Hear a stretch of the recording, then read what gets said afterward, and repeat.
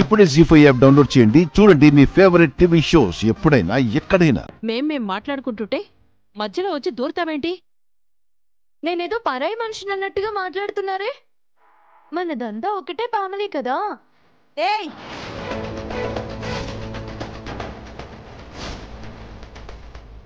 అతిగా మాట్లాడకు. నువ్వు ఎప్పటికీ మా కుటుంబ సభ్యురాలివి కాలేవు.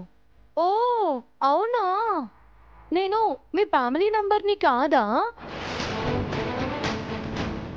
మీకు నాకు ఎలాంటి సంబంధం లేదా? అలాంటప్పుడు మరి మా ఊరికి ఎందుకు వెళ్ళారు?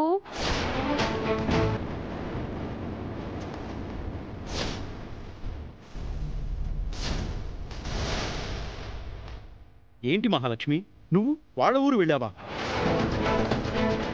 అవును మామయ్య గారు, తోచినమ్మా తోడి కోడలి పుట్టింటికి వెళ్ళింది అన్నట్టు ఈవిడి గారు మా ఊరు వెళ్ళారు.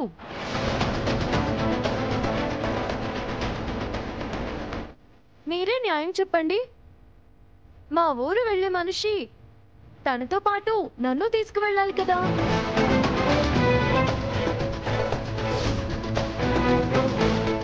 లేదు కాదు అంటే కనీసం నాకొక మాటైనా చెప్పాలి కదా. ఏంటే నీకు చెప్పేది?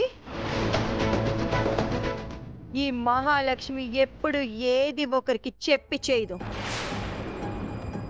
తాను చెయ్యాలనుకున్నది చేసుకుంటూ పోతుంది. సరే, మీ ఇష్టం వచ్చిన చోటికి మీరు వెళతారు, ఓకే.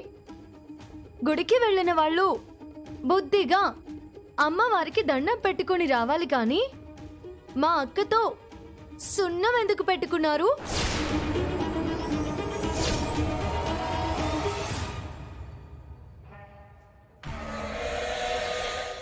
మీకు నాతో సంబంధం లేనప్పుడు మా అక్కతో కూడా సంబంధం ఉండదు కదా అత్తయ్య. పనికి మాలిన లాజిక్లు మాట్లాడకు.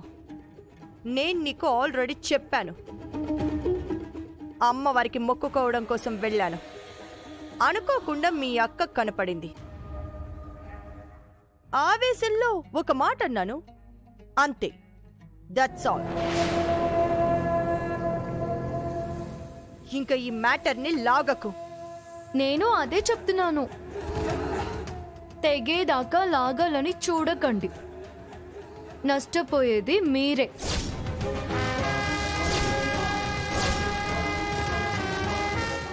నన్నే బెదిరిస్తున్నావా? అది మీ అలవాటు. నేను ఎదుటి వాళ్ళ మంచిని మాత్రమే కోరుకుంటాను.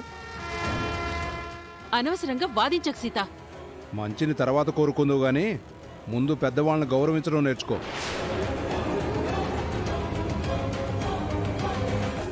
జరిగిన విషయం ఏంటో పిన్ని చెప్పింది కదా సీత, ఇంకా ఎందుకు ఆర్గ్యూ చేస్తున్నావు? ఇంకోసారి నా పర్సనల్ విషయాల్లో కల్పించుకున్నావంటే మర్యాదగా ఉండదు.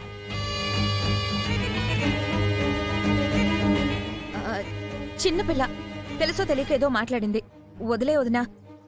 రా సీత, వంట ఏం చేయాలో ఆలోచిద్దాం రా.